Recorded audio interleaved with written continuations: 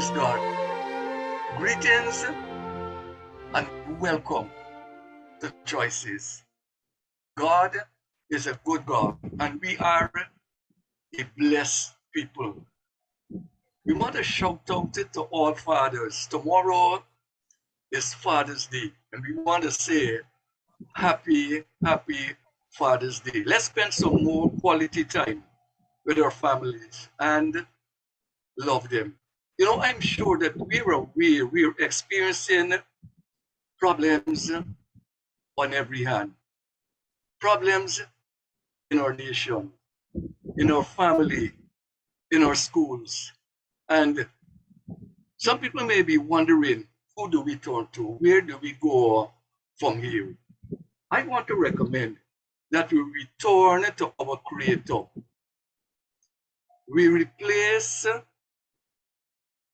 the landmark, the ancient landmark that we have removed, such as taking God, the Bible, and prayer from our constitutions and nations.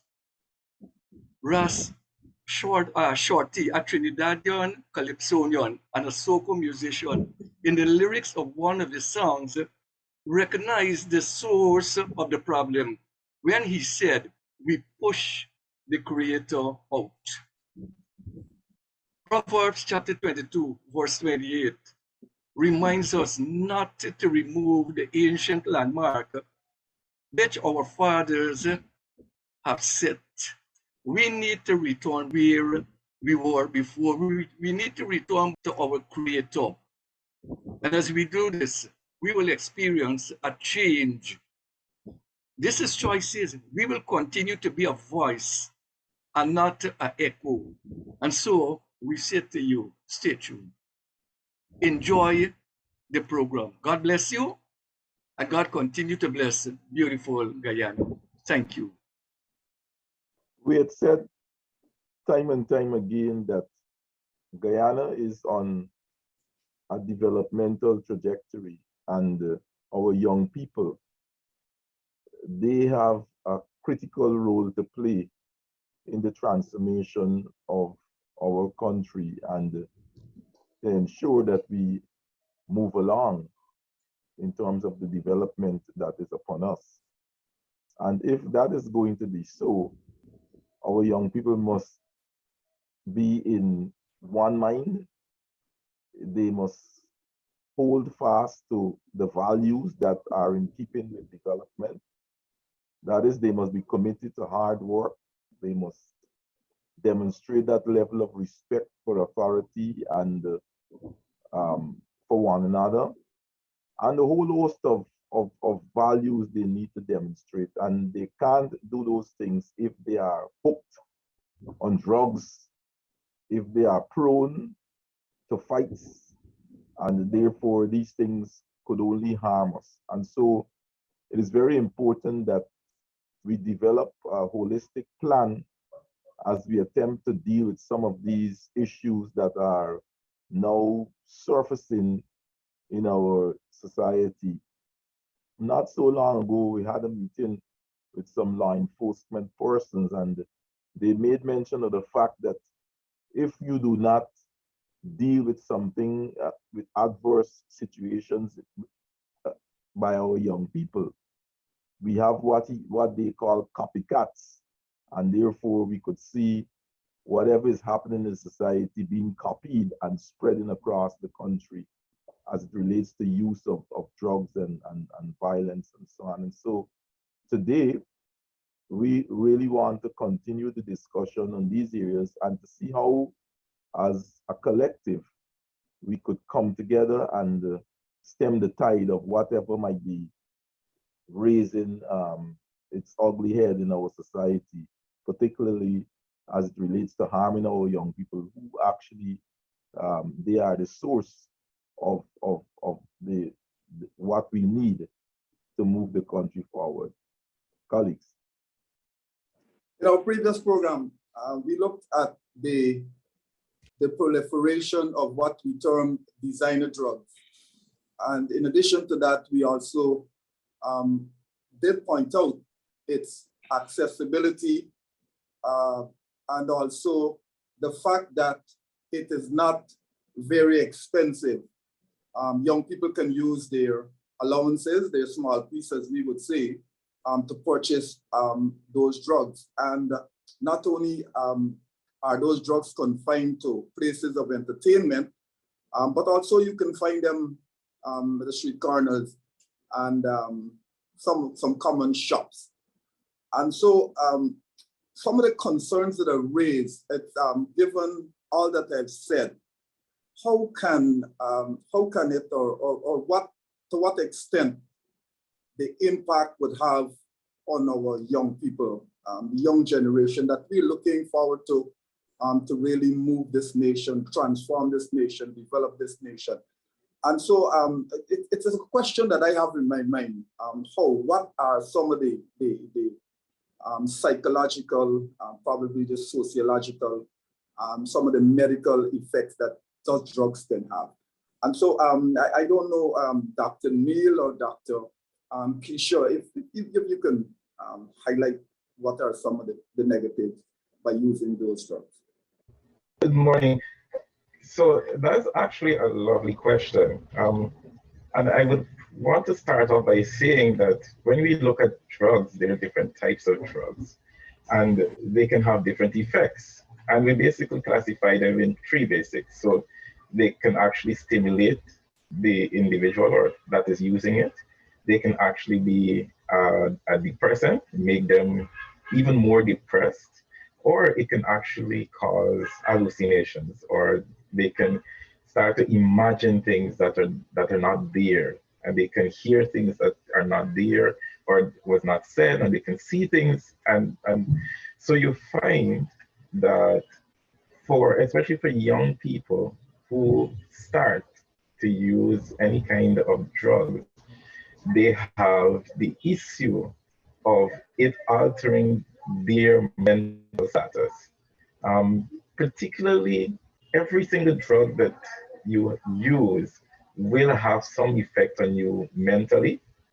It will also have an effect on your body physically, and it will also have an effect on the individual socially in terms of their family and in terms of how they relate to other individuals. And I know Dr. Hudson mentioned that there has been a lot of violence amongst young people, especially in the school. And that can be one of the things that can trigger an individual to change their personality and how they react and cope with situations. I'd like to add just a bit to what Dr. Neil would have indicated before. I firmly agree with my colleague. But even as we massage this topic of ecstasy, better known in the streets as Molly, it's even the slang for molecule, which basically speaks to the pure crystalline drug. When they ask for Molly, that's what they're asking for, the pure substance of this drug. And it's important to note from a medical perspective how dangerous this drug is to us, not just as young people, because myself and Dr. Neil, we still fall in the category of young people, but how it affects our family as well too. Right? Now, to take note, the main or the active ingredient in this Molly is given the abbreviation of MDMA. Simply putting it into medical terms is a 3,4 methyl methamphetamine. Now, that active ingredient is very important to take note of. To give a sidebar, actually the body produces that. Where does the issue lie in the use of this drug? When this active ingredient enters our system, as Dr. Neil indicated, it affects our mental capacity, it affects our brains. Now, there are three main neurotransmitters in our brain. They have different or varying functions, and each and every one of them are actually altered with the use of this drug. Now, if we think about them, three quick ones, I'll name them just so that we can see how these chemicals, when they're affected, how our bodies would respond to them. Quickly, serotonin, dopamine, and norepinephrine. I want to start with norepinephrine first because that's a type of adrenaline. And everybody knows about the adrenaline rush. When you get a good adrenaline rush, the blood starts pumping, the heart rate is moving, and you feel nice. But what sometimes we fail to realize is that you feel nice only for a period of time, and then that niceness goes. You can't be in a state of niceness all the time. So this drug gives the impression as though all is well. Dr. Neil highlighted it. The drugs has they attack three areas. It's either you're stimulated, it's either you're depressed or you're euphoric. But with Molly, you do all three of them. So when the norepinephrine actually is being altered, what it does, it raises your blood pressure and it causes your heart rate to move rapidly. Now, imagine in the day that we live today, we are having a number of young people who actually suffer from heart diseases that they don't even know about. That's why we call them the underlying ones. And so when they add this drug to them to their system, it alters the brain and then it sends a response to the heart. It affects the heart even further from the affectation that it already has. Some young people, recently in my own sphere of working, we've discovered a number of arrhythmia with young people. Just imagine the use of this drug any further. Just to add two more things quickly, if you think about the dopamine, which is the next neurotransmitter that is in the brain, that's what you call the happy chemical or the happy hormone. Now, when you use a lot of this Molly, what it does, it actually activates that even more, and it gives you this sensation as though all is well, even when all is not well. And so that is the chemical that gives you a lot of energy. So most times what you find is that persons, when they use this, they're given a rate. You know what, you have to do this or you have to do that, and in the end you'd receive something wonderful, even though that on many occasions what is promised to you by a group of friends or colleagues that give you this, they don't do it at the end.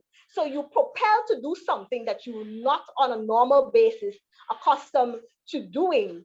And so in very many occasions, you do it just to impress the persons around you. And sadly, you don't even have control over that. And so, this is just to name a few of the dangers. When you alter the brain, the other parts of the body that can become affected. And the final one, serotonin. Now that is the one that triggers the sex hormone. So if you notice, when you use all of these Molly, which is, by the way, not always used by itself, it's used in conjunction with alcohol. What it does, it creates that excitation, that need to become sexually active because you're already in an environment that is promoting it. So the issue becomes now people who you would normally would not want to go to for that kind of desire are the ones that you fall prey to. So I want to encourage us that this drug, it doesn't only affect the brain, but in the brain being affected, there are a number of other organs in your body that responds in a very negative manner. So while it gives you a temporary effect, you have to really be concerned about how it would affect the rest and function of your body. Well, we have just heard from two young professionals, medical doctors. They have put in perspective what we have been discussing, and we have been discussing primarily the social effects. And so we are so happy to have them on the program because we decided to speak to parents, to guardians, and to young people, and to the users of these designer drugs. That this thing is not just to have a good time, a good feel, and but hear what these two medical doctors have posited, and this is very serious, and we would want to create an awareness with what's happening around us. Thank you very much, Dr. Neil. Thank you very much, Dr. Kisha. But I wonder, Limar and Joshua, would you like to interact and respond to what we've heard? Well, I really appreciate the contributions by the doctors. I enjoyed some of those big medical terms, but I get the gist of what was said in terms of the effect of Molly, first or primarily targeting the brain, but having so many negative impacts on the different organs or other parts of our body. one of the doctors did mention that the drug is usually used in conjunction with alcohol. I want to take this opportunity to let parents and young people know that oftentimes Molly is consumed with dark beverages. It's usually placed in those beverages and then consumed. And so in that regard, it's important for us as parents and as young people, when we're in social settings, to ensure that we are vigilant in terms of what we consume, in terms of beverages. And, you know, I've always grown up hearing, especially this wisdom given especially to young ladies, but it's good for men and women.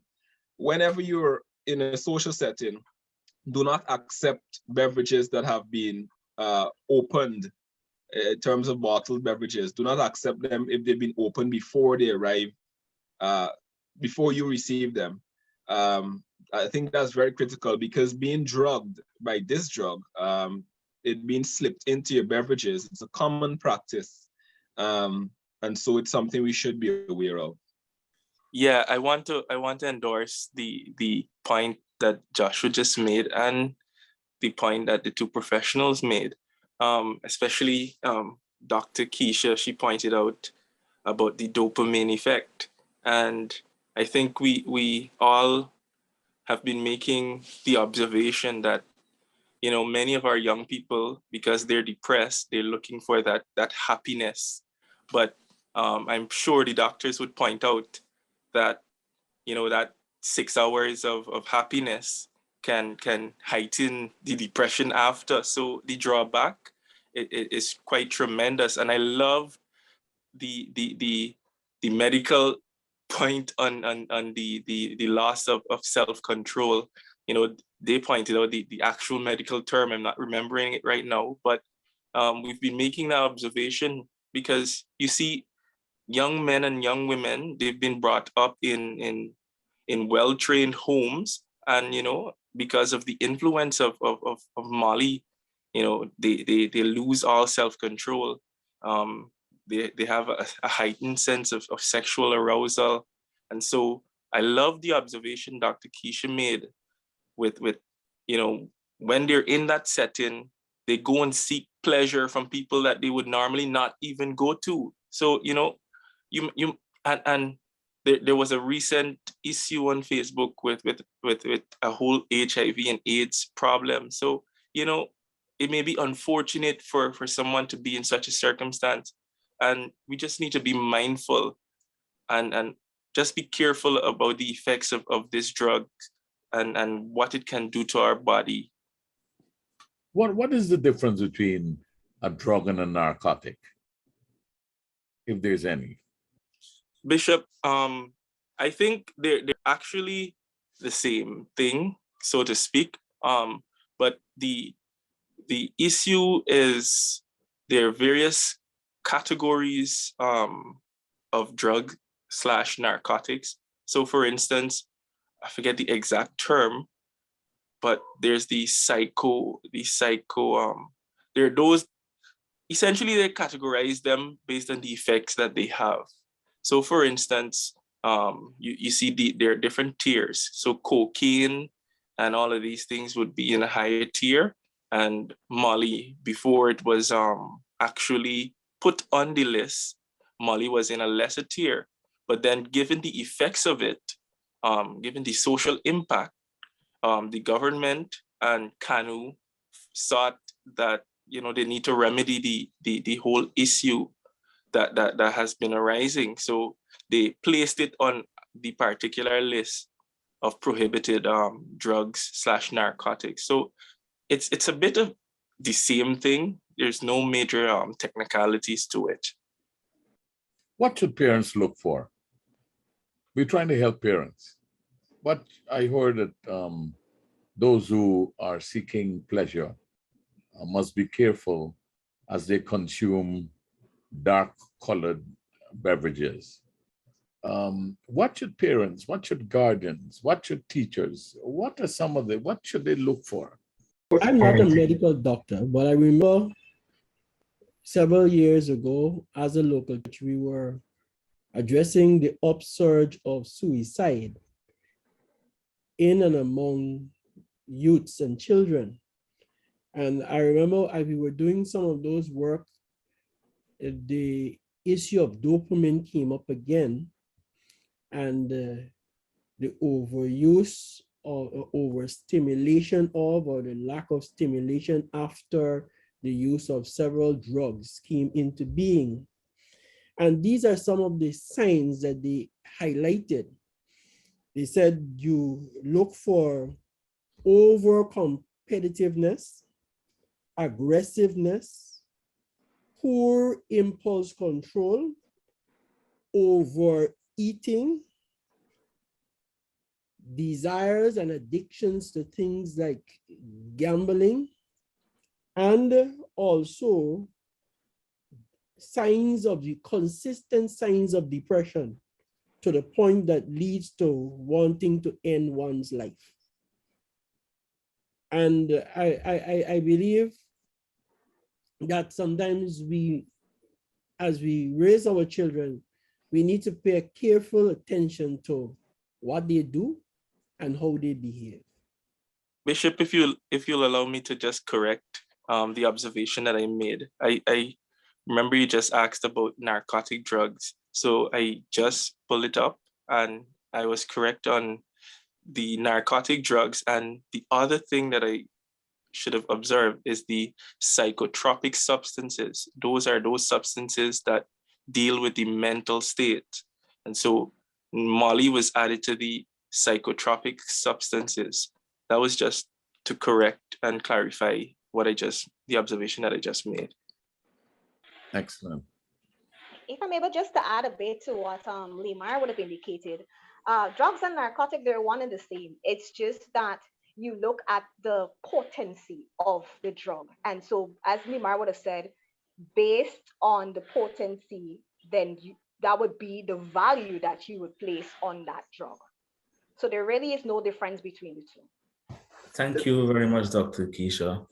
As you're speaking, I was thinking, I know from my reading, and you also confirmed that a lot of body parts are damaged with the taking of this drug Molly. For because you want to get high or follow the crowd, as we say, in our colloquial terms. How often should one take it? How often before it can lead to bodily damage?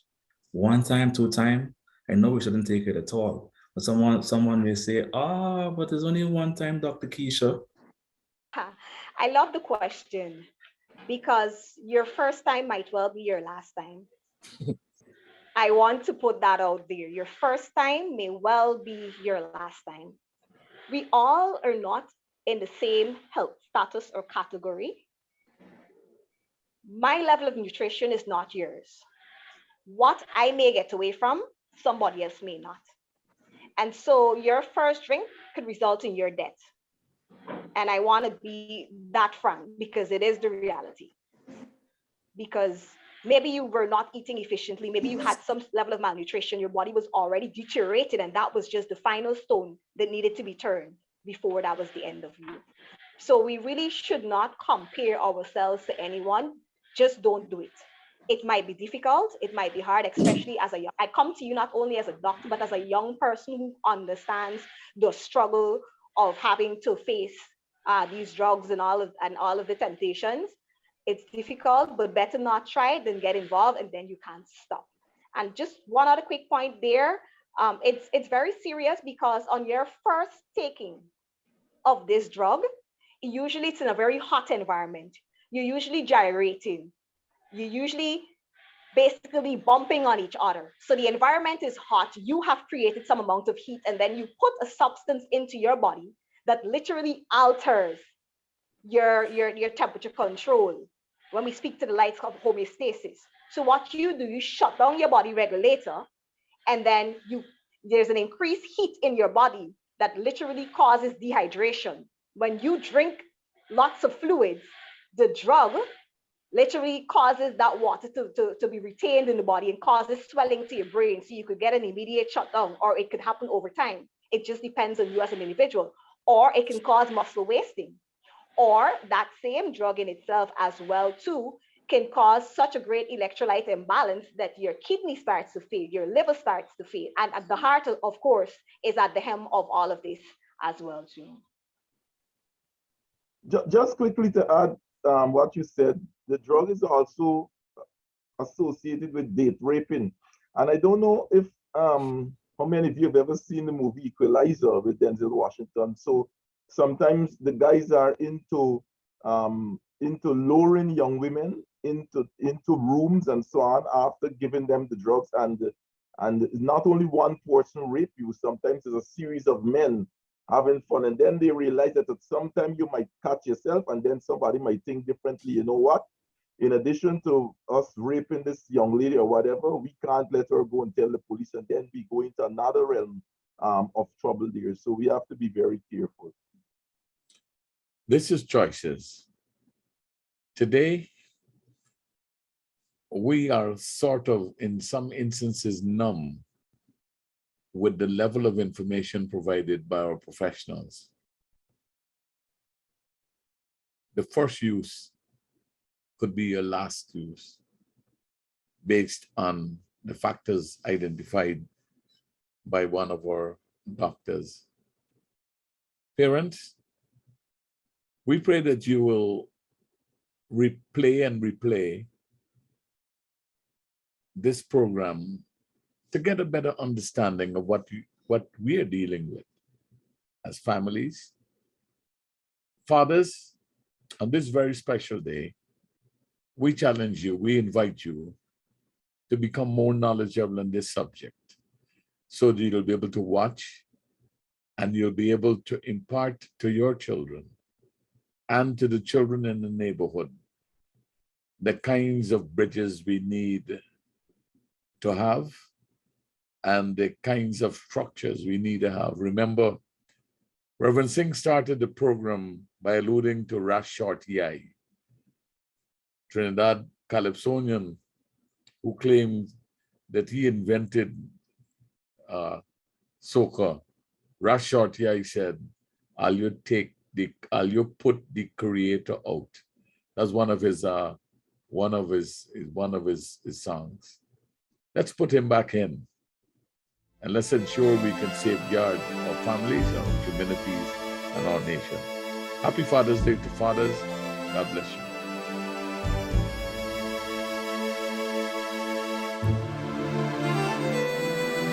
We thank you for joining us on Choices today. Remember, you can join us at First Assembly, LNP Durban Street, Workmanville, Georgetown, Guyana, for any of our special services. I'm Celicia on behalf of the set, reminding you that your whole life is the sum of your choices. God bless you.